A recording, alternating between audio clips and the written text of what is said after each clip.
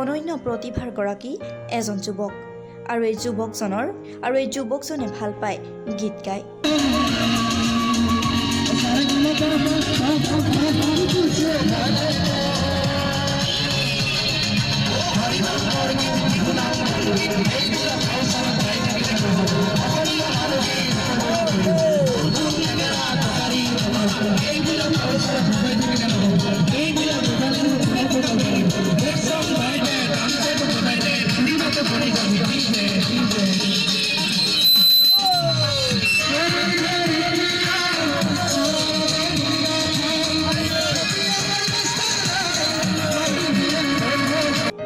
নিজৰ কণ্ঠৰে মন মোহিছে হাজাৰ হাজাৰ ৰাইজৰ।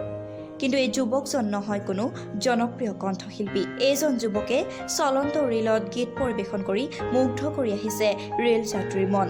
কি ভূপেন হাজৰিকা, কি বিপিন চাওডাং, কি জুবিন গাৰ্গ, সকলো জনপ্ৰিয় শিল্পীৰে গান গায় এই যুৱকজনে। ট্ৰেইনৰ ভিতৰত গীত পৰিৱেশন কৰি যাত্ৰীসকলৰ মন জয় কৰা এই যুৱকজনৰ নাম প্ৰদীপ শংকৰ দাস।